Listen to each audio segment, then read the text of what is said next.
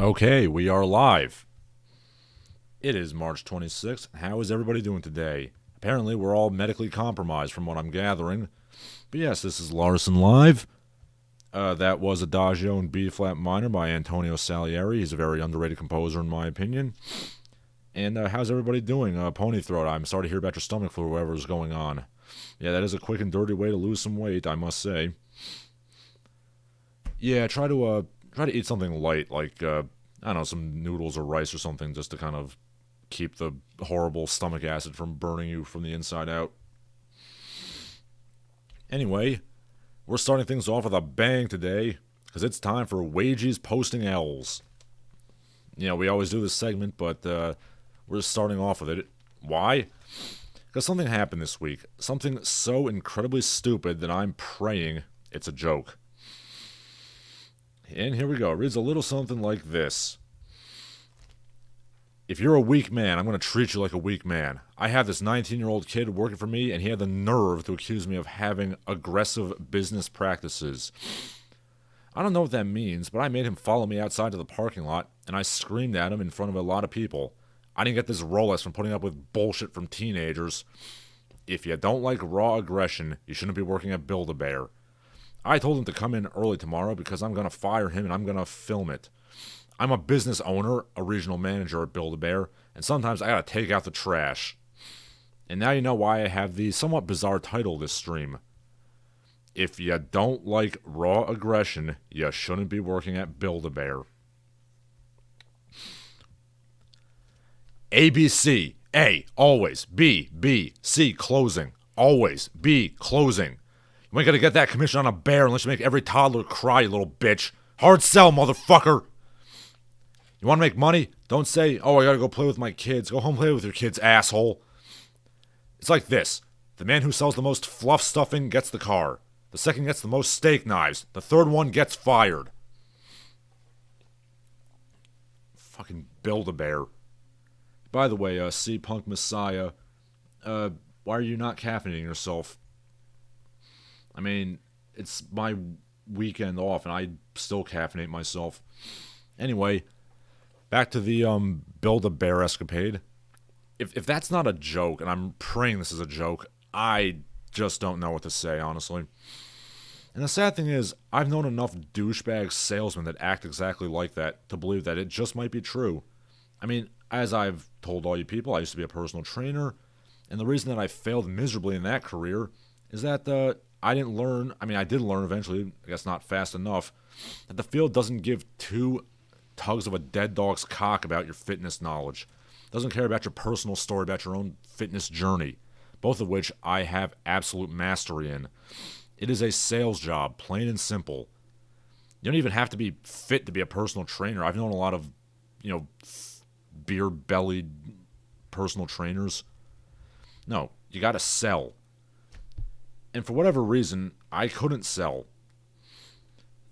I mean, it's funny because I'm actually very successful in music teaching, but, whatever. I guess there you have reviews that serve as your sales pitch, whereas in personal training, you don't. Fuck you, that's my name. I drove here in a $80,000 BMW. You drove here in a fucking Hyundai, Berenstein. I'm sorry, I'm fixated on the fact that this regional manager at a Build-A-Bear is, going off like he's, goddamn Red Auerbach. Yeah, seriously, middle manager asshole, who I'm only going to assume is a red-faced, beer-bellied, middle-aged dickhead with a fat wife and 3 loser children. You work at Build-A-Bear. Excuse me, I'm going to move my microphone a little bit. You work at Build-A-Bear. It's not a stock brokerage. You don't work at Northrop Grumman selling shitty fighter jets that are never intended to fly to the Department of Defense. It's a place where children can make their own teddy bears. You ought to calm down a bit. And by the way, I'm hardly the first person to say this, but, the Department of Defense is a bullshit name. I mean, all I'm saying is, when we were honest about it and it was the Department of War, America never lost a war. We haven't won anything since the name change. But I digress. I gotta get back to Build-A-Bear. Yeah, this is what I talk about. I mean, people take their lame jobs way too goddamn seriously. I mean, I can understand if you own the business, like, if you own your own, I don't know, farm, body shop, plumbing, gym, restaurant, or hell, even a toy store if you want to tie into this topic, I can understand you taking that seriously. That is your flesh and blood you've invested all your time and money into. But this, you're a regional manager at Build-A-Bear. You're a regional manager. You're a cog in the machine, and they'll throw your ass out on the street if they'd profit off it. Oh, no, what? The fucking leads are weak? No, you're weak! I've been selling teddy bears for 15 goddamn years. Only one thing counts in this life, you fucking faggot. A, B, C. Yeah, I'm sorry for going on about this, but I really want to see an all teddy bear reenactment of Glengarry, Glen Ross all of a sudden. Put that coffee down, Teddy Ruxpin. Coffee's for closers. I'm sorry, am I the only one who finds the concept of a bunch of stuffed bears screaming profanity at each other over cotton stuffing sales to be like one of the funniest things I can imagine? Is it just me? Okay. Yes, apparently not, because Ponythroat says, when he's not talking about his horrible stomach flu, I'm sorry about your vomiting. I mean, I've been in that situation before with food poisoning and such. To be fair, only the strongest willed of men can dare toil in the unformed chaos that is a Build-A-Bear. C-Punk Messiah says, it's like Cobra Kai of Build-A-Bear. Defeat does not exist in this teddy bear workshop. No sensei. And Ponythroat says, is the F-35 program not just the taxpayer funding equivalent of children building a teddy bear? It kind of is. Actually, no, I would say the F-35 is more like the, you remember those, the Incredible Crash dummies from the 90s? Like, toys that are literally designed to be broken so you have to buy new shit? Yeah, that's what the F-35 program is. I mean, it's a garbage plane that doesn't work, and it's never intended to work. And it's basically, you're signing up for contracts for repairs and maintenance. It's just like the Strategic Defense Initiative. It's just like basically any ship that isn't a submarine because it's all a bunch of crap. And it's going to go down the toilet in 5 seconds if you ever get into a war with a real country. Let's hope that doesn't happen.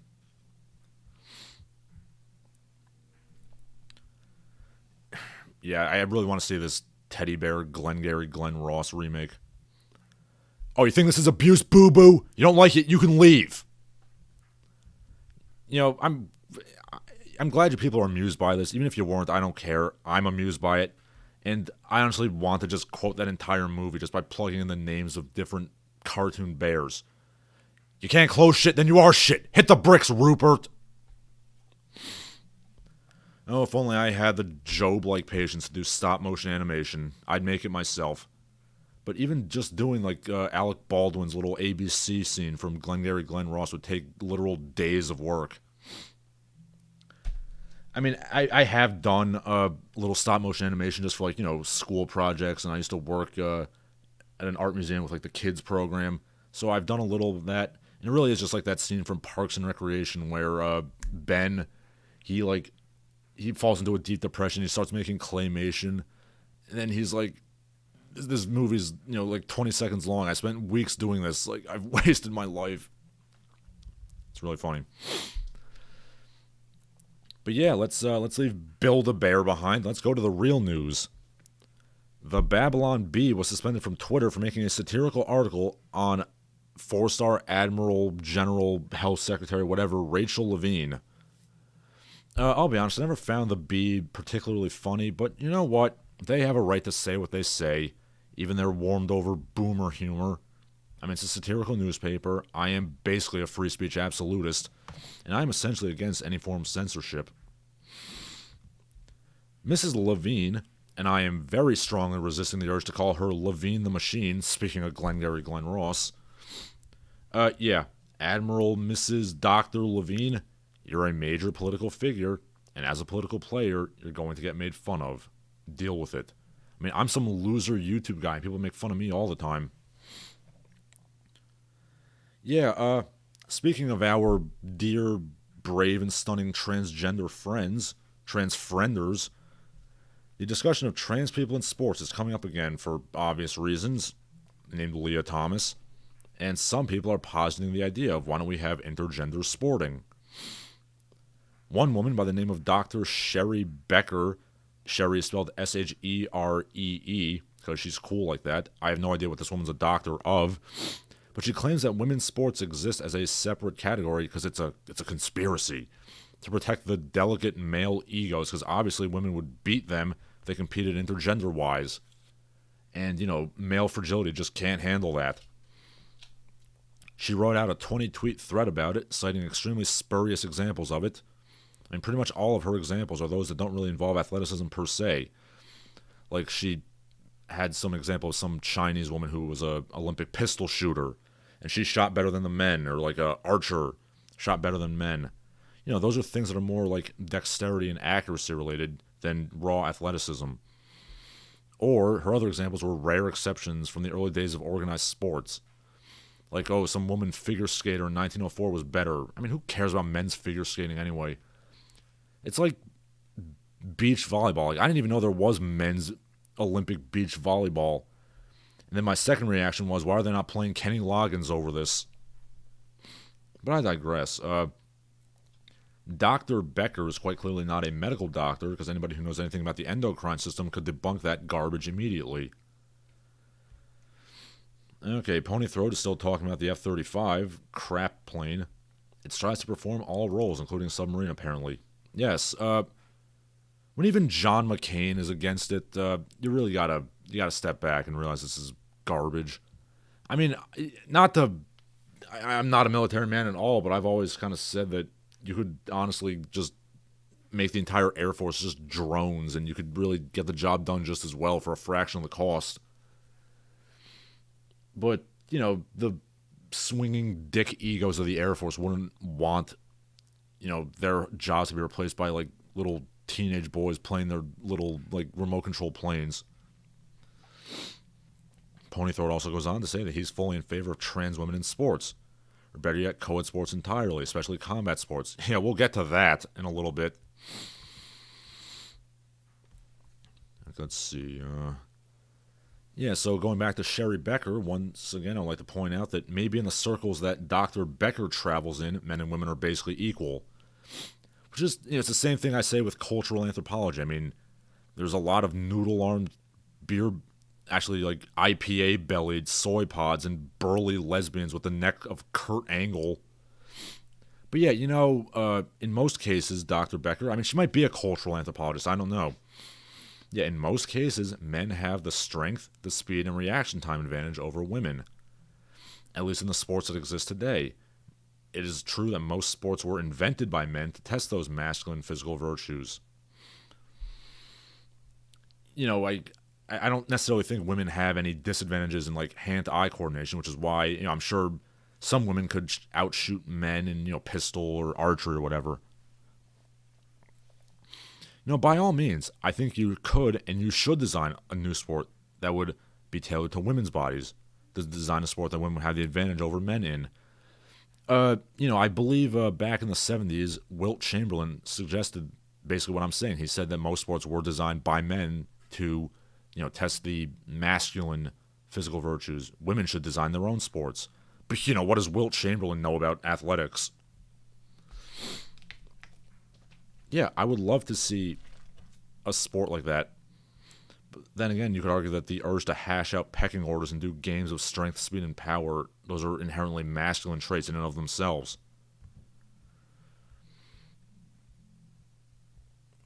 Okay, Ponythroat says, darts is a sport which requires no athletic ability at all. All the best darts players look like the North meme. Yes. Rowan Atkinson, like, way back in the day, he did a very funny bit on Not the 9 O'Clock News about, like, competitive darts. It's like, it's like Charlie Gut Bucket, Fat Belly, and then Bob Fatter Belly, they're throwing darts. And it's like, oh, he's going for it. Yes, he's taking the double vodka, and he's chugging it down. And, like, basically the joke was it was just these two disgusting fat men, like, drinking and binge drinking, like, eating chips, and then occasionally throwing darts. It's pretty funny. It's on YouTube. You can look it up. Then again, I'm not entirely sure darts is a sport per se. Like, you all remember my laser tag video. I actually think I do bring up darts. Like, it's not really a sport. I call it a game. Because again, my idea of a sport, if you're not getting your heart rate up at any point, I don't consider it a sport. I'm sorry. C-Punk Messiah says, I say we get a Tenkaichi Budokai style tournament. No weight classes, no gender division, no protective gear. Well, yeah, but then you're going to have, like, Ran fans stripping off her pants and, like, shirt to seduce the monk guy. Nam was his name. It's a poor guy. He was just fighting to get water for his village. But hey, he got the water in the end. Okay, Ponythroat says women have a biological advantage over men in long-distance swimming. Well, yeah, I mean, I assume having higher body fat does kind of help with that. Yeah, I mean, just give me a second. I'm actually going to look up, like, ultra marathons. And I feel like women might have, like, a... Not so much a disadvantage in super long distance running. Let me look up times here. Okay, let's see. So, okay, yeah, well, I was wrong on that. I mean, looking at the 50 kilometer, there's the men's record, which is 2 hours 42 minutes. And then, yeah, the woman is 2 hours 59. Let's look at the 6 days. Whoa, actually, for like a ultra marathon for like 6 days, the woman actually. Wait, maybe I'm reading this wrong. Oh yeah, I think it's a distance. Okay, so yeah, it seems like super like long distance endurance events, women have somewhat closer to parity with men.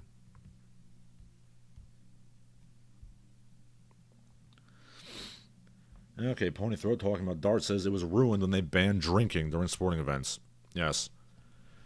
I mean, he also thinks that darts is as much a sport as something like archery or pistol shooting. Well, to be honest, I don't really consider archery and pistol shooting to be sports per se.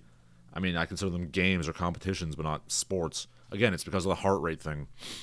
Well, archery, I feel like, is closer to a sport because, it does require some, like, muscular effort to pull the bowstring drawback.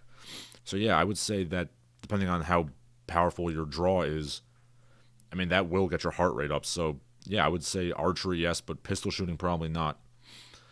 C-Punk Messiah says he misses when regular humans were actually worth a crap in the Dragon Ball universe. Yes, I agree.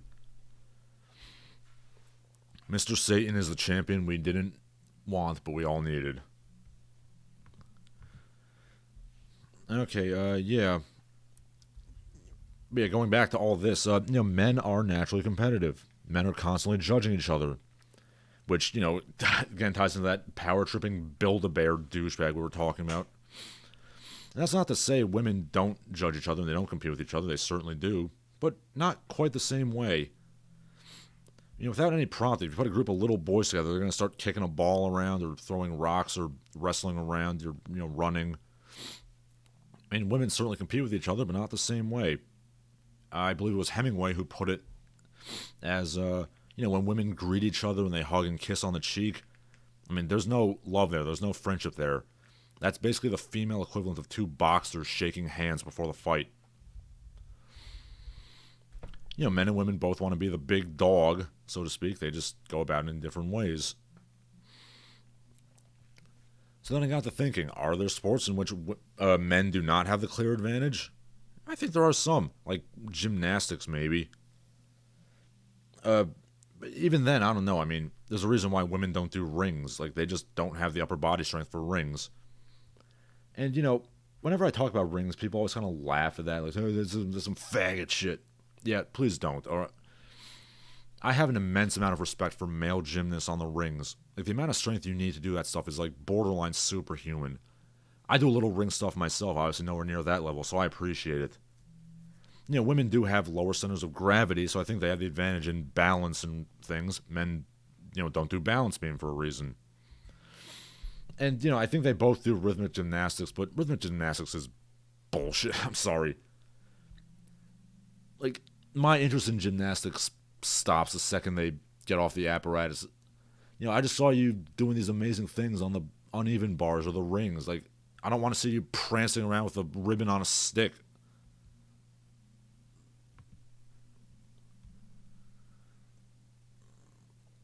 Okay, let's see. Ponythroat says if we're going by heart rate and blood pressure as metrics to determine what is and isn't a sport, darts players are the most athletic at all. 130 BPM from just standing up. Ah, yes, that's the Christian philosophy on exercise, where just standing up is a workout. Robert Leonard asks, was women's advantage in the ultra-long marathons due to more they ran the more cautiously and paced themselves better?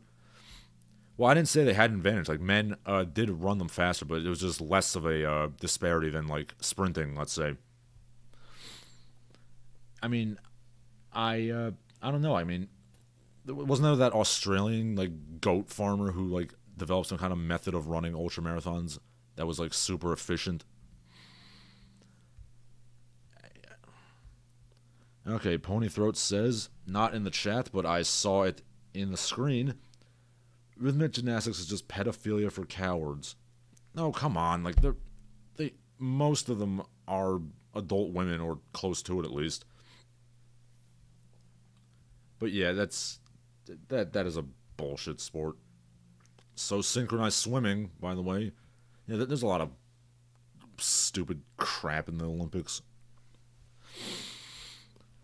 Yeah, the other ones that I think women might have an advantage in are the sports that, again, are not really athletic per se, like archery and shooting. I mean, men do have an advantage. They can pull a bigger bow and get more draw poundage. You know, ditto for, like, recoil and being able to use a bigger gun. Like, you know, there's a reason why the chickleen is a joke amongst people who go to the shooting range. You know, those sports are not judging, you know, raw power, you know, stopping power, penetration. You know, they don't judge you on how deeply your arrow penetrates the target. It's all about the accuracy. And I would argue that men do not have any advantage when it comes to, you know, just accuracy and hand-eye coordination.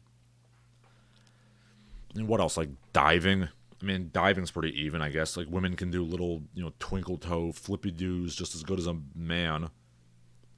I mean, ditto equestrian sports, I suppose. I mean, I guess the only difference there is that women probably can't handle a bigger horse. Again, it's all about upper body strength. Nobody's putting women on destriers or anything like that, and now I remember that destriers don't exist anymore. Yeah, speaking of animals that can't be handled by women, we'll get to that in a little bit. Yeah, so looking at Dr. Becker's crap, she also suggests that, like, table tennis is a sport where women could beat men. I don't know. I mean, I've seen enough girlish shrieking and shirking in the face of my serves to raise doubts about that. I mean, it's not to say I'm a great ping pong player. I'm sure there's lots of women that could beat me. But I just don't think the best woman could be the best man.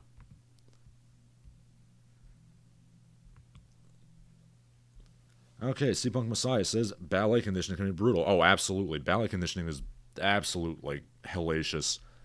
But again, like, is ballet really a sport? I mean, I don't know. I mean, it's a very strenuous physical activity, but I just don't know if I would consider it a sport per se. Okay, Ponythroat says, the least sports-worthy sport is anything that involves a horse. The only qualification is being a leprechaun. Well, I mean, I think it would be good as long as you just give the medal to the horse.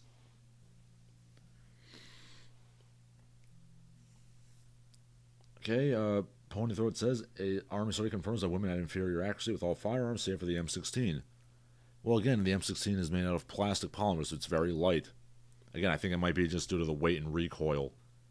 You know, the ladies and their delicate, you know, shoulders cannot handle, you know, a big, you know, kicking rifle.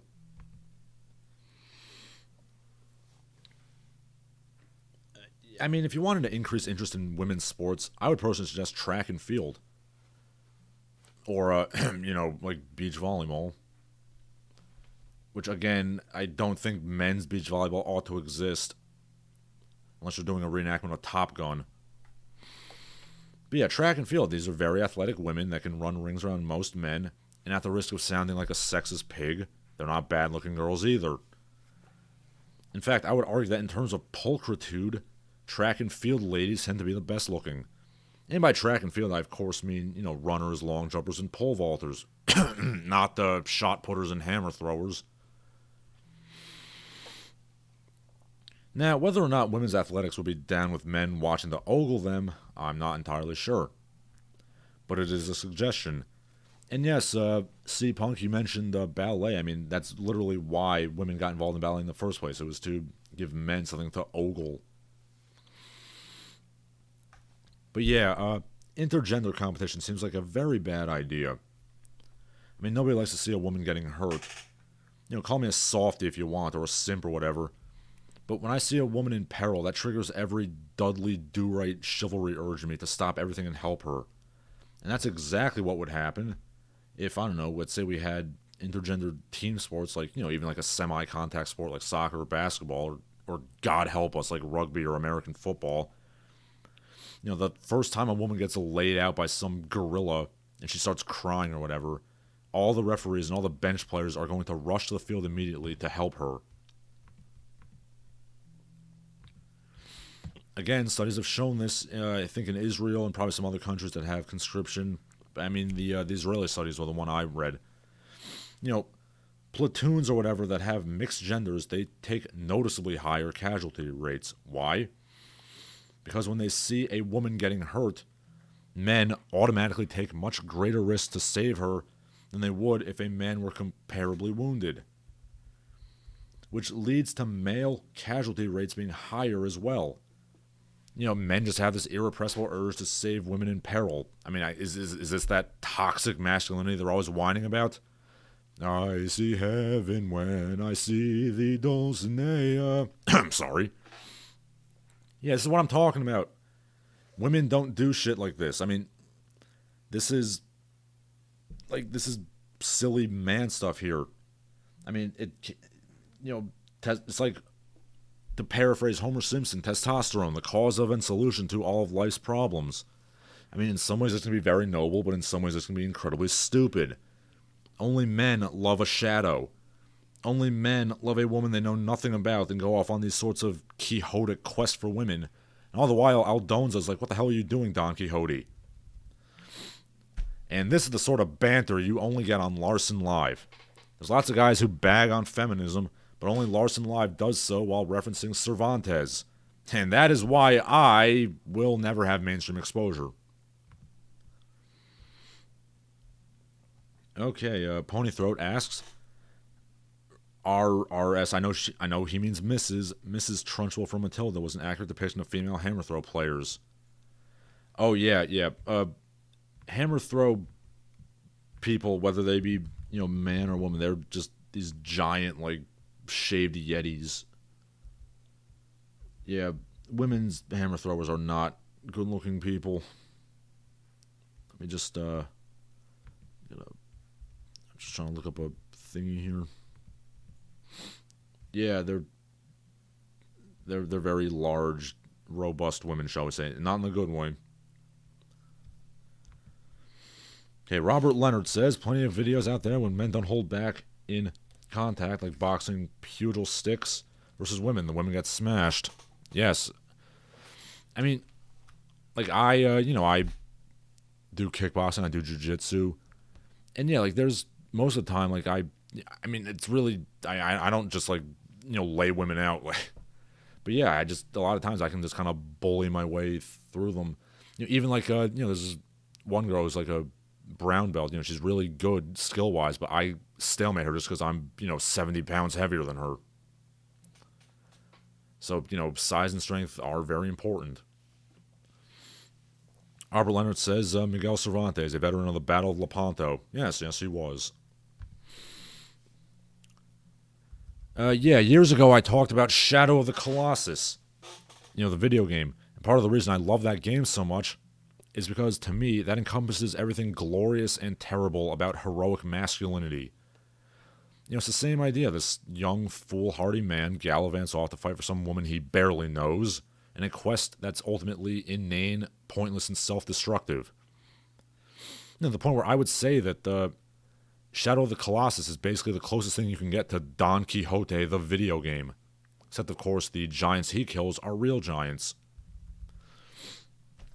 And, there's no women in this chat, obviously. But, don't call me a sexist for saying that a woman would start crying after getting laid out with a shoulder tackle. I mean, remember when I did that video on yellow bamboo all those years ago? Yeah, there's some footage of them you can find on the YouTubes, footage that I didn't put in my video, of some guy who was supposed to pretend that he was being stopped by this woman's, magic force field or whatever. That was what was supposed to happen. He was supposed to run at her, she would, shoot a kamehameha, and then he would, like, fall down, or, some crap like that. But apparently, he didn't understand what he was supposed to do. So this guy looks like he's about, 220, 230 pounds. He runs full force at this, 120-pound woman who looks like she's in her 50s, and he just fucking flattens her. And then he realizes he's supposed to pretend that he's having a magic-induced seizure. And he starts flailing around as this woman, like, has all her internal organs shut down from the impact, basically.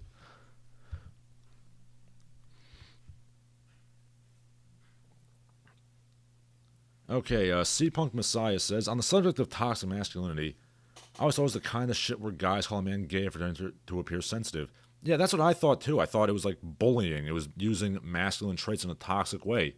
But now women say that, like, oh, like, the quote-unquote, soft boys who, they're sensitive and they cry. Like, they're just pretending to be, like, sensitive. They're snakes in the grass that attack women. So, from what I gather, toxic masculinity is just, like, anything a man does that's bad is toxic masculinity. Okay, Ponythroat says, female shot put and hammer throw players look like the women from the nation that invented those sports. Well, I believe the hammer throw came from the Scottish Highlands. And shot put goes back to, like, ancient Greece, I believe. Just let me check that out. Okay, yeah, so the first recorded evidence of stone throwing is, again, from the Scottish Highlands. So, yeah, it's the Scots are to blame for both those sports. Yeah, King Henry VIII was noted for his prowess in, shot putting and hammer throwing. So, it's actually women that do those sports, they look a lot like Henry VIII, actually. Oh, come on. Not every Scottish woman looks like that.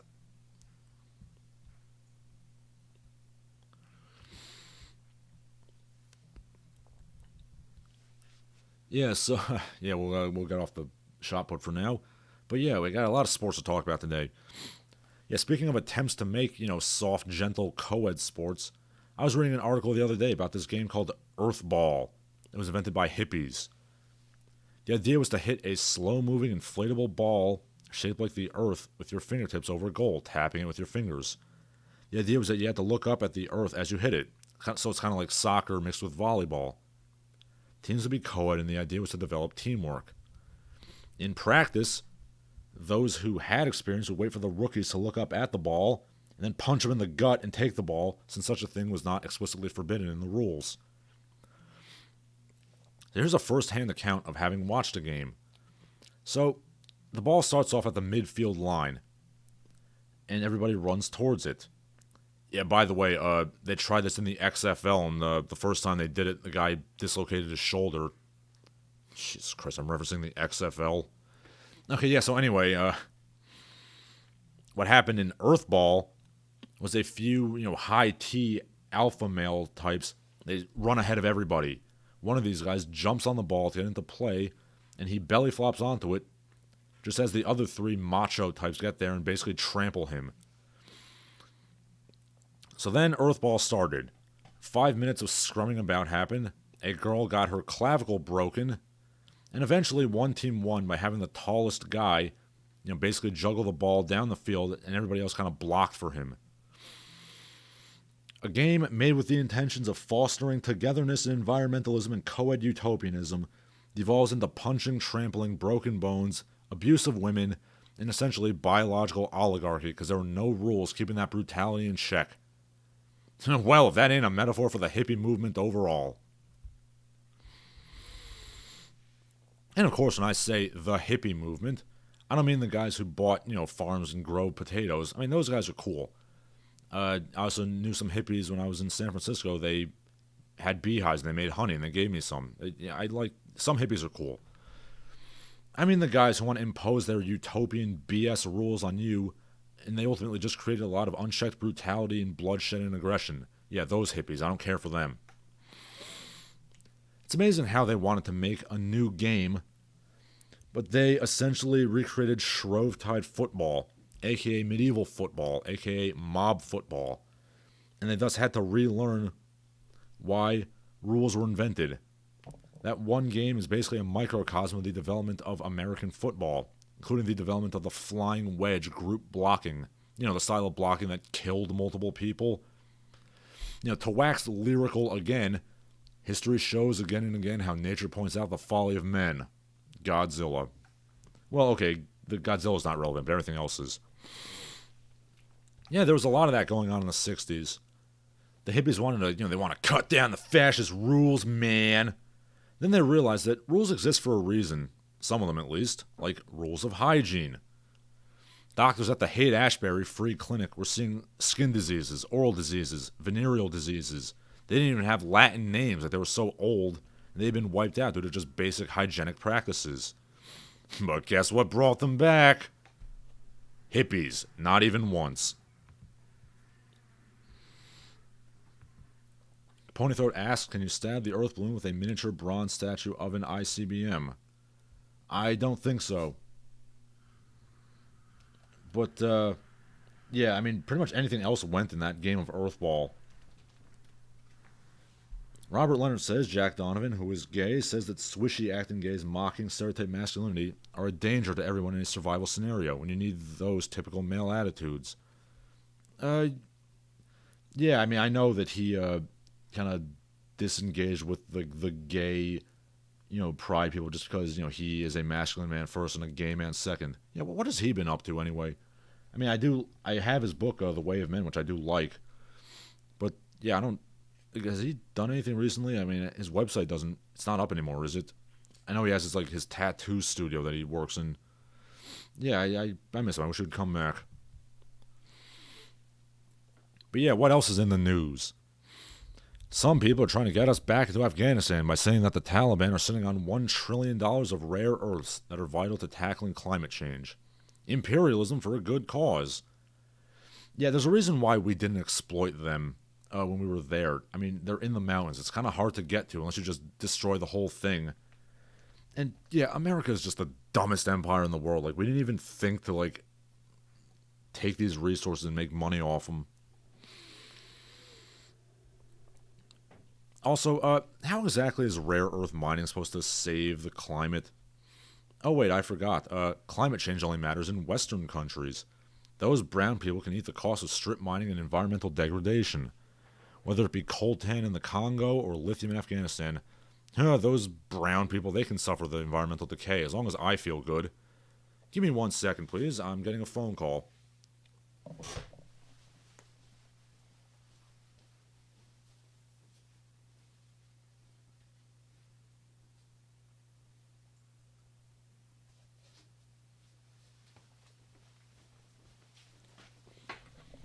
Okay, I'm back. Let's talk about Ukraine. On Twitter, I saw some guy from somewhere in the European Union. He wanted to join the Foreign Legion there. He asks, what's the housing like? How much of an idiot do you have to be to ask that? You're going to war. You're not going to have a flushing toilet or a shower, okay? He also asks, can I bring my pet turtle? He's like 10 centimeters. Yeah, unless your turtle happens to be of the ninja variety, why on earth would you bring your turtle to a war zone? There's a severe dearth of common sense out there, I'm finding. Like how Reddit posting for upvotes has gotten multiple squads of foreign legionnaires massacred. These idiots, these stupid influencers and internet wannabes post pictures of themselves in Ukraine. Gotta get them up, dudes. And they expose their positions to the Russians. Yeah, some moron posted a video of himself playing a merry tune on his little fiddle, which was then analyzed by Russian intelligence and blown to shit. Did you people not pay attention in history class? Like loose lips sink ships? Jesus, thank God we didn't have social media in World War II. These morons would have given away all the information to the Axis. And then during the occupation, you would have these Insta thoughts posting, lol, here I am with Hans and Fritz. They're about to spit roast me. Tee hee.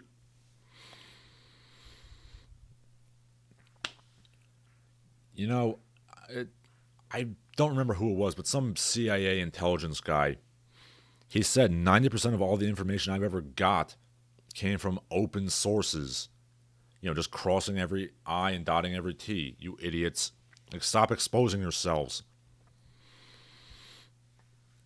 And speaking of an utter lack of common sense, I saw yet another, men don't make money, women most affected headline. Yeah, okay, fair enough. A lot of men are losers. A lot of men don't make money, and a lot of men are immature. I acknowledge that as a man. But now, if I were to write an article in, a major website or newspaper that said something like, I don't know, most American women today are fat, disheveled, obnoxious slobs, men most affected, the entire country would grind to a screeching halt, and I do emphasize screeching, because God forbid women as a collective get a little bit of criticism. Okay, Ponythroat says, if clean energy was actually the goal, they would have solved the climate crisis years ago. Are you talking about nuclear power? Because, I'm a pretty big advocate of nuclear power myself. Correct me if I'm wrong, but isn't 80% of France's electricity generated by nuclear power? Ponythroat also says some people need to learn to erase their metadata in videos and pictures. Or you could just, turn off the phone.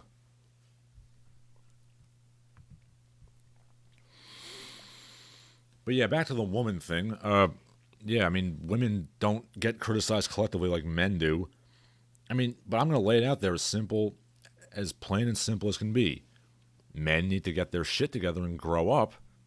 And women need to lose weight and dress well and act with some basic politeness, dignity, and, dare I say, femininity. Okay, there. That's the problem. That's the big problem between men and women in America today.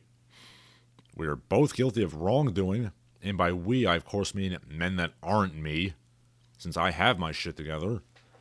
Now, can we all just admit that collectively and fix the problem? Thanks. Now to go a little bit into my sex life here. I've never denied that I use dating apps, and I've been successful with them. No joke, I would say that I've shacked up with more than 100 women via OkCupid and Plenty of Fish. Not Tinder. Tinder's garbage. And of course, by successful, I mean had sex with, because it's not a success until that happens. Yeah, I'll be honest with you. I've probably only been with maybe 3 or 4 women that I, just approached out of the blue on the street. Yeah, the dating apps have been the overwhelming success in my life. And yes, that was a New Year's resolution. I do want to approach more on the street, but I digress. But yeah, when you're on the dating apps, I really love having to shuffle through piles of chaff because fat women describe themselves as being curvy. No, you're not curvy, you're fat. Curvy implies 2 types of curve, convex and concave. You're just convex. It's all outward curves. They gotta go in too. Can women just admit that they're fat? And yes, I know that you can change your settings. The problem is if you make it only so it's thin girls, you run out of options too soon.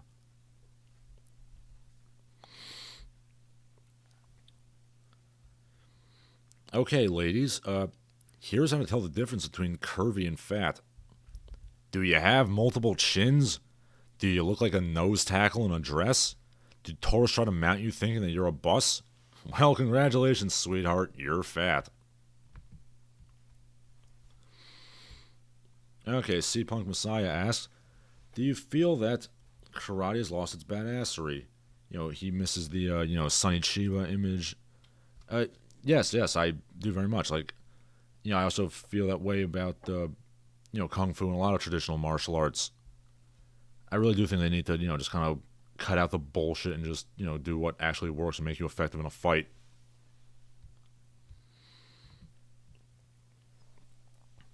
Okay, yeah, but anyway, can't talk about that anymore. I gotta rag on fat women some more. Do you feel this inexplicable urge to take all your pictures from the fat girl angle? Almost as if you don't want to show a full body shot? Well, there's probably a reason for that. It's because you're fat. That's the difference between curvy and fat. A curvy girl might be a little heavier, but she has breasts and buttocks bigger than the waist and stomach, so she's not afraid to show off those great heaving milk cans. Thus, she never takes the fat girl picture. Once again, gentlemen, do not give fat girls the dick. In my youth, I made that mistake, I will admit. But it's actively making society worse. Cut it out. There's no shame in jacking off rather than plowing a heifer. You know, at least I have a legitimate reason I can give as to why I'm discerning in my tastes. You know, I can legitimately say that fitness is a major part of my life, and I would want to share that with my future wife and family. And that's true, all of that. I mean, it's a much more polite and diplomatic way to say I don't bang fatties. Obviously, if you yourself are a fatty, that excuse doesn't work. Which is one of many reasons to stop being fat. It's not that hard if you live on your own. I mean, any independent person should not be fat. I mean, if you're living in a family of people that don't know how to cook, I mean, I understand that, but yeah, it's really not that hard. Yeah, speaking of cookery and fatness, I've recently figured out that you can bake in a crock pot, and my life has changed for the good. American grocery bread is absolute schwarbage, as we all know. There's no reason you can't bake your own, and I've started doing so. I've taken that bread pill, like we talked about last week. Just put the ingredients in the dealie, put it on high, you got yourself some bread. You know, I've made a whole wheat loaf. You know, it had some issues, but, you know, not bad for a first try. Got some cornbread in the crock pot right now. You can make all the breads. And boy, I love kicking corporate America in the balls. A bag of flour costs $2, and I just keep on winning. You can even make bread in a frying pan, or at least little, like, English muffin kind of things. I mean, I don't have an oven in my apartment, but it doesn't matter. But, you know, I guess all this means that I'm far right, because MSNBC recently published an article saying that fitness and healthy eating are far right. And this is not the first time anyone said that. This is a growing trend I've noticed amongst the commentariat, which is stupid because, remind me, who dominated weightlifting throughout the 20th century? The Soviet Union. Who dominates it now? Red China. Communist countries, extreme left-wing countries. That article went on. It was like, well, you know, Hitler advocated fitness and martial arts training in Mein Kampf. Okay, so did the communists. No, so did Teddy Roosevelt, who was literally the founder of the Progressive Party. You know, the party that liberals used to consider their antecedent until they didn't. The strenuous life.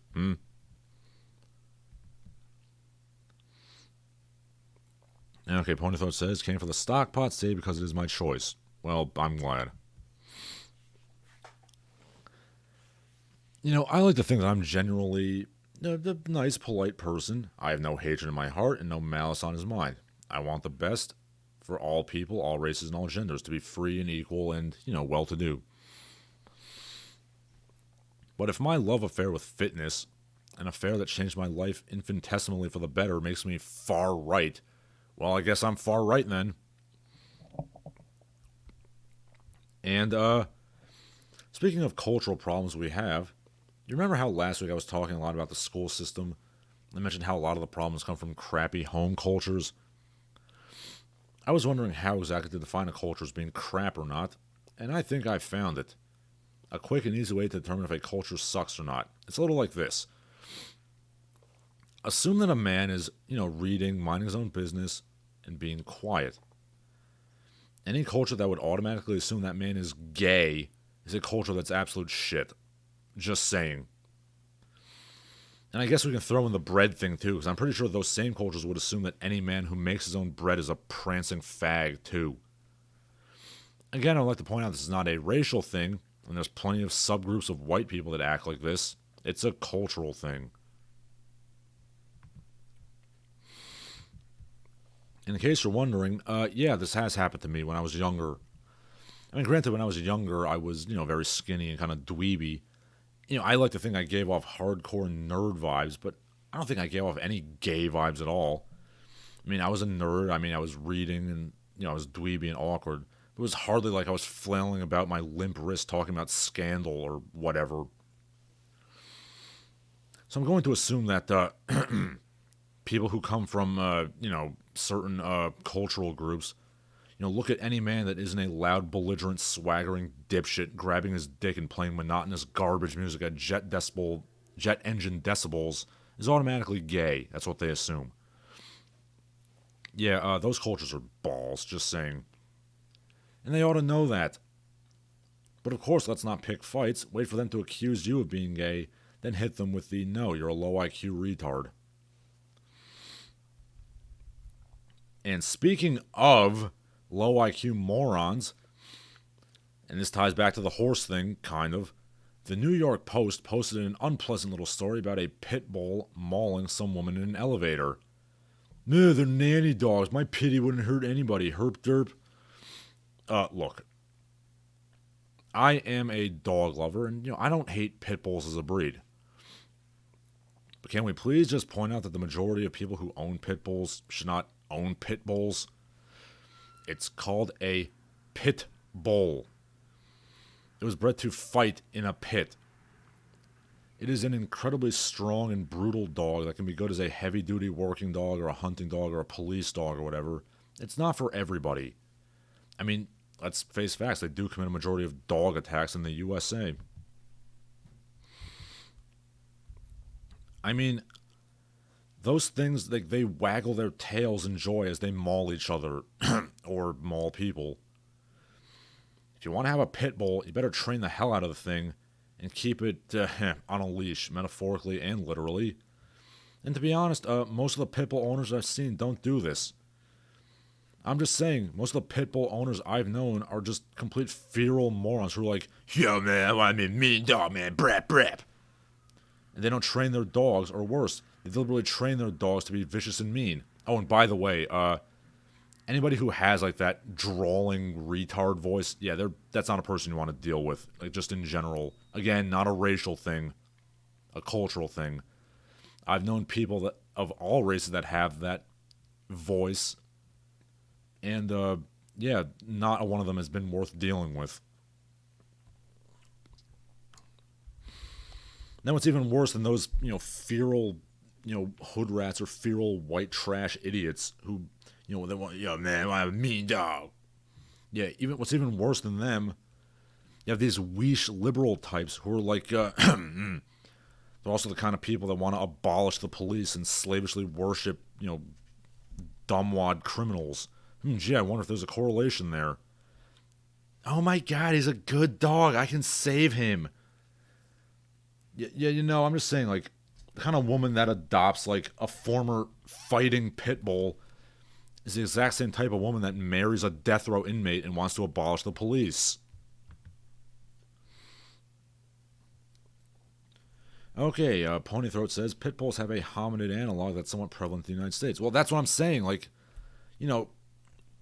most people I've known that own pit bulls, they are just these, like, wannabe, gangbangers who want to, like, they want to have, like, a badass dog that, like, kills people.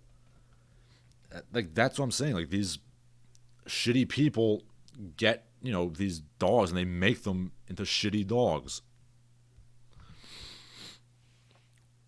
I mean, I saw a video of these two pit bulls attacking a cat. Like, the cat barely survived the shredding it got from these two land sharks. And guess what? Like, the two dogs were owned by some woman who was literally being dragged across the pavement by her two hellhounds because they wanted to get at that cat. The cat which was just minding its own business. Yeah, if you're not physically strong enough to restrain your dog, you probably shouldn't own it. Well, I mean, really, if you think about it, it's your fault that my pit bull ripped off your arm. I mean, you were breathing too loudly near it. Well, I mean, if you think about it, that baby was 10 feet away from the food bowl. I mean, why wouldn't the pit bull kill the baby? I mean, I feel like it's every pit bull owner's dream to have their animal tear somebody to shreds and then successfully gaslight them into thinking it was their fault. Honestly, I'm only like half joking here. Yeah, most pit bull owners, they get the dog because of that, the bad dog reputation. And then they pretend like they have a problem with a negative stereotype, as if that's not the reason you got the damn dog in the first place. It's either like, brat, brat, want to have me a gang's a dog, man. Or it's like, wow, look at me, I'm the benevolent savior of this unfairly stereotyped dog. Up, dudes, please. You can't see, obviously, but I'm doing like the little, like, bridging hands under the chin, like, cutesy pose as I say that. If you want to have a pit bull, that's fine, but you better be prepared to put in the time to train the thing properly. I mean, you have to treat this. This is not just like a regular dog. Like, you're basically owning, like, a wolf on steroids. You have to approach it like that. You basically have to train it like a police dog. And for God's sake, hit the weight room if you're not strong enough to restrain the thing. Well, actually, Chihuahuas are more likely to bite. Yeah, Chihuahuas can't kill people, you idiot.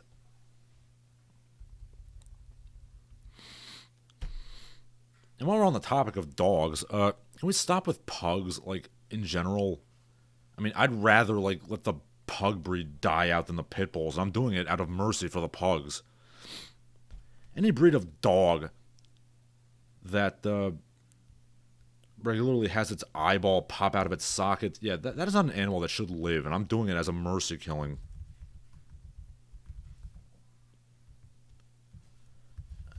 Just kind of looking up stats on pugs, like, having their eyes come out just for my own amusement. I'm not really going to read them off or anything. Oh, well, it happens all the time.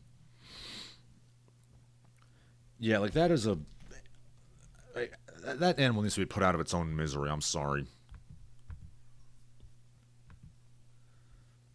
Okay, let's see. Pit bulls, Ponytail's talking about pit bulls. They're near the bottom of the intelligence scale, biologically inclined to attack without warning or reason. Sounds like a disproportionate amount of dog violence. Are they really that unintelligent? I mean, I think they can be trained pretty well. Let me look up. I'm gonna look that up. I'm going to read this out. Okay, so I mean, a lot of the smart dogs are these sort of like heavy working dogs, like German Shepherd, Rottweilers, like Pinschers. So yeah, I mean, like a heavy like working dog is capable of being very intelligent. Okay, here's the big list, I think. Let's see.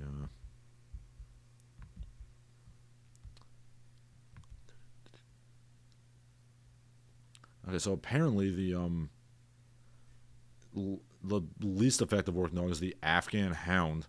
Then we got various types of bulldogs, mastiffs. Okay. Oh, yeah. Bull terriers. Yeah, 125 out of 141. That's okay. Staffies are actually higher up. It's T94. Yeah. So you're not wrong, Ponythroat.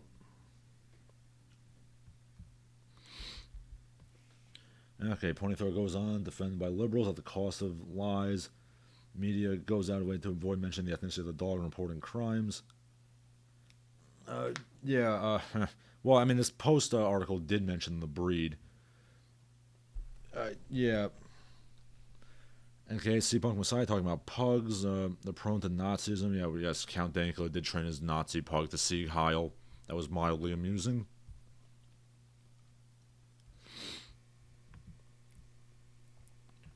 Yeah, but, I mean, like I said, I would rather extirpate pugs as a breed than pit bulls. And, again, it's to put the pugs out of their misery. Like, these women are like, oh, it's so cute. He walks 10 feet and he's, like, dying of a heart attack. All I'm saying is, maybe we shouldn't breed a little breed of dog that looks like a mutant baby that exists solely for rich wine aunts to coddle.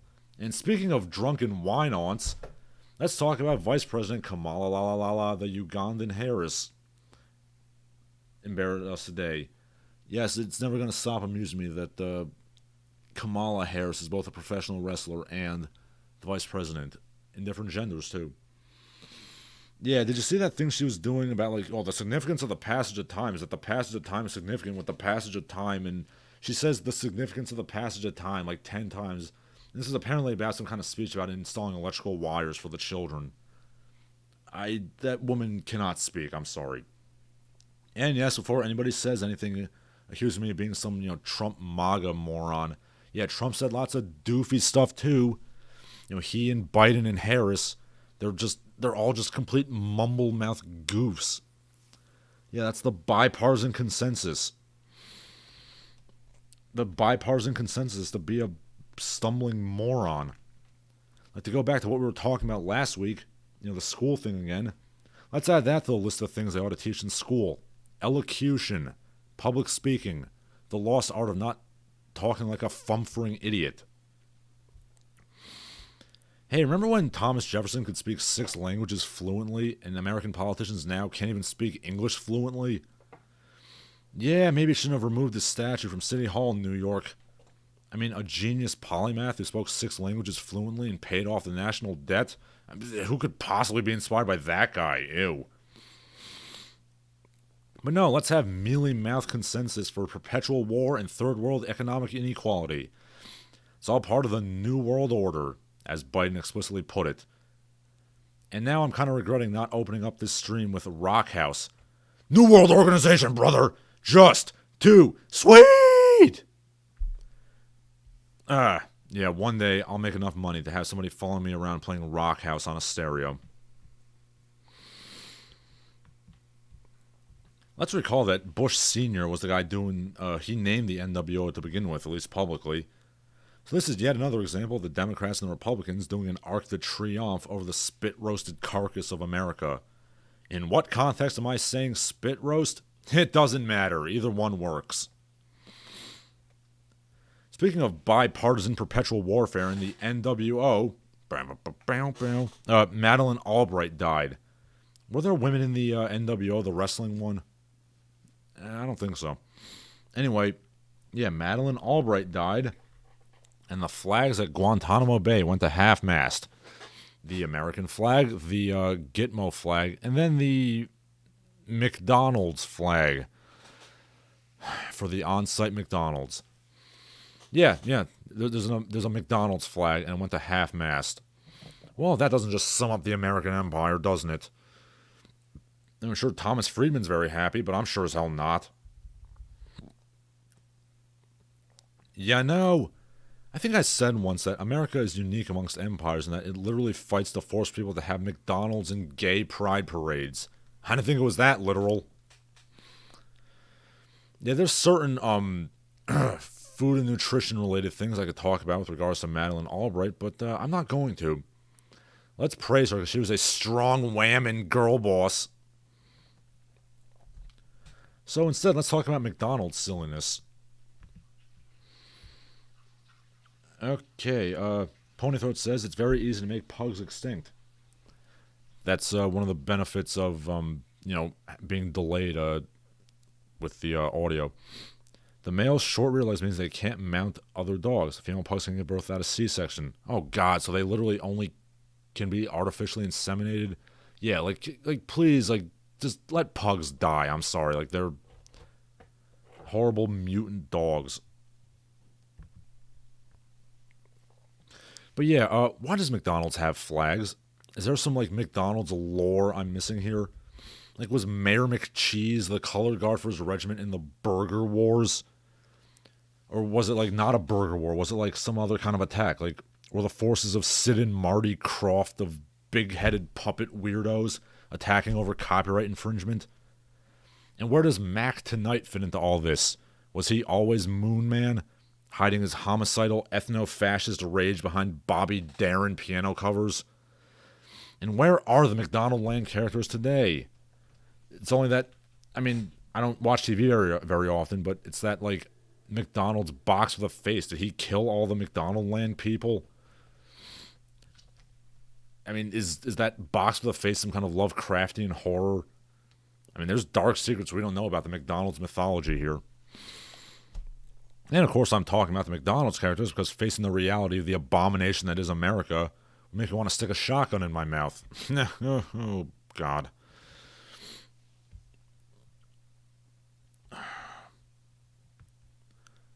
And, yeah, hard gear shift, not as much as you would think. I mean, it's all corporate malarkey.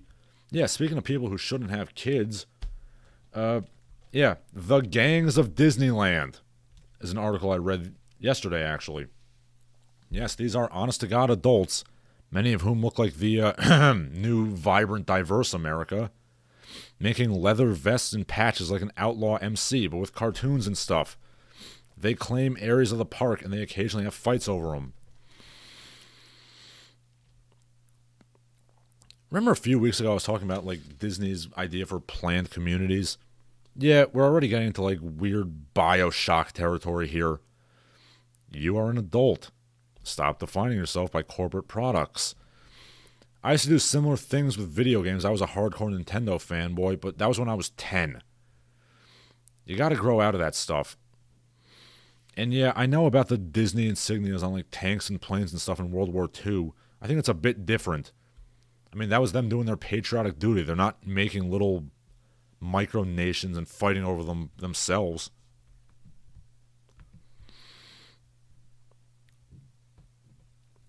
Okay, Ponythroat says, McDonald's stopped using Ronald McDonald because he was upsetting children. Like when Walmart fires employees when they become so broken they no longer care about washing. I'm sorry, I've never... What is upsetting about Ronald McDonald? I mean, they got rid of all the characters. Like, there's no more Hamburglar or anything.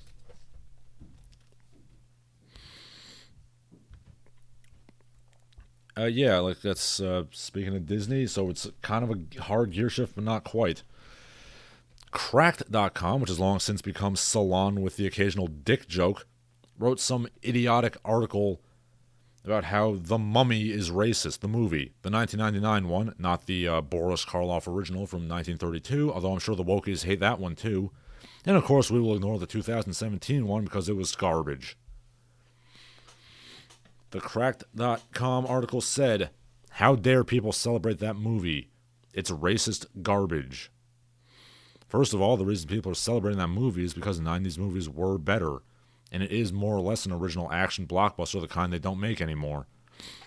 And yeah, I'm aware it's very loosely based on the Karloff movie. I mean, I'm a fan of both, and I'll tell you, they're radically different films beyond the bare essentials. Like, and, they took some character names and, the rough basics of the plot and basically nothing else. C-Punk Messiah says Disney's reboot of The Warriors sucks. Yes, it does. Like, they're literally patching in. It's stupid. But yeah, to go back to The Mummy, 90s movies were better. We're not even talking like the really famous 90s movies. This is like the second tier of action movies. Just the last days when practical effects were in widespread use with just a little bit of CGI to enhance it. Bravo. And I'll say it, for a dumb popcorn action movie, The Mummy is actually pretty sharply written and acted. Well, the first one, not so much the sequels. And as for the film being racist, I mean, I have a few bones to pick with that notion. First of all, like the article says, like, there's no Middle Eastern heroes. There's no MENA heroes, North African heroes. I'm sorry, where's Oded Fair from?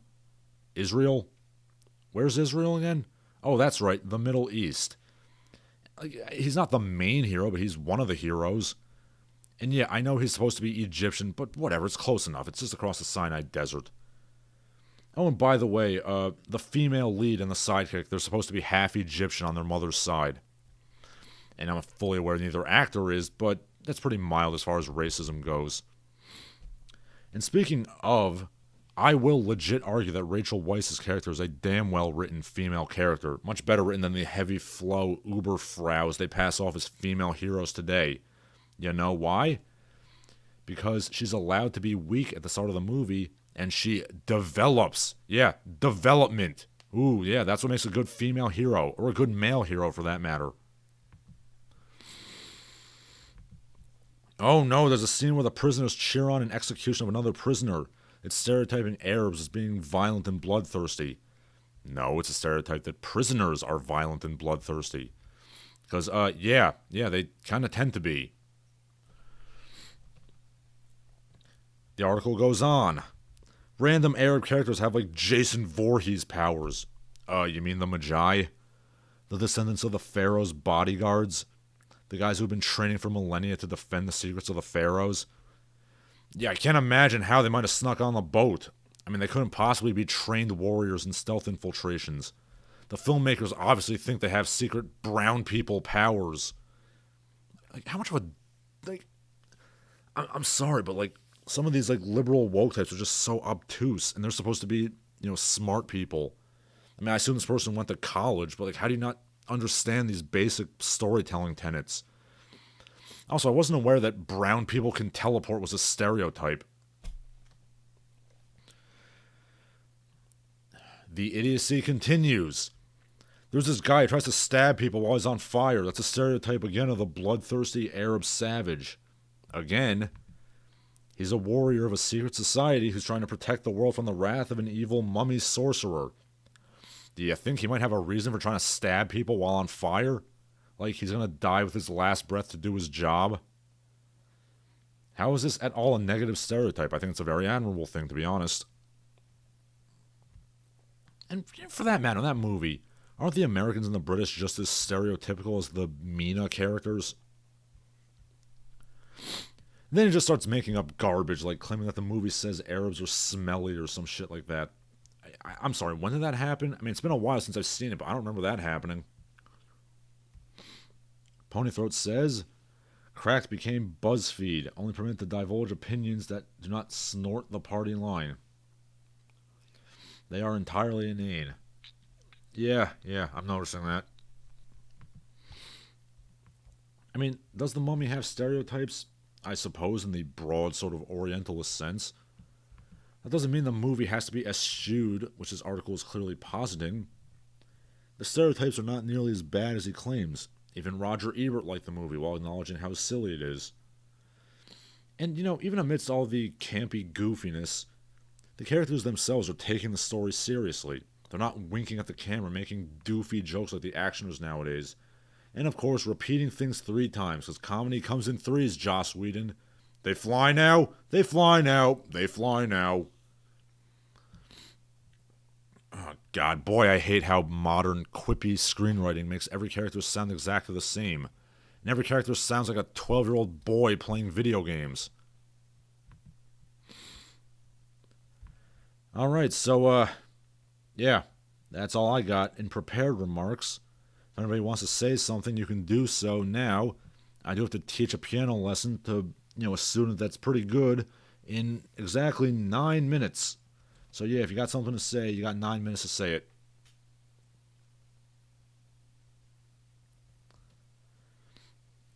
Ponythroat says, the Arab Spring was started by a greengrocer who set himself on fire, an act of tomaterdom, which sent shockwaves across the Middle East. Yeah, yes.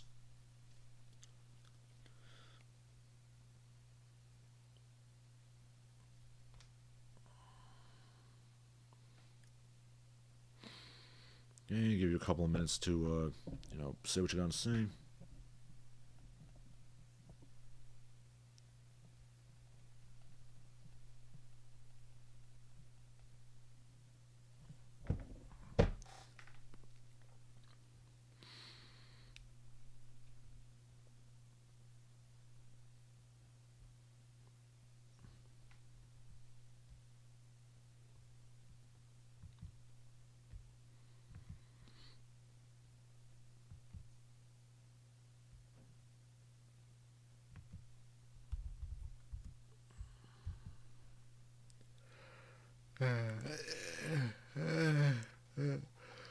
Oh. Okay, doesn't look like anybody has anything else to say. So, for Larsen Halleck, I'm Larsen Halleck. I will see you all next week.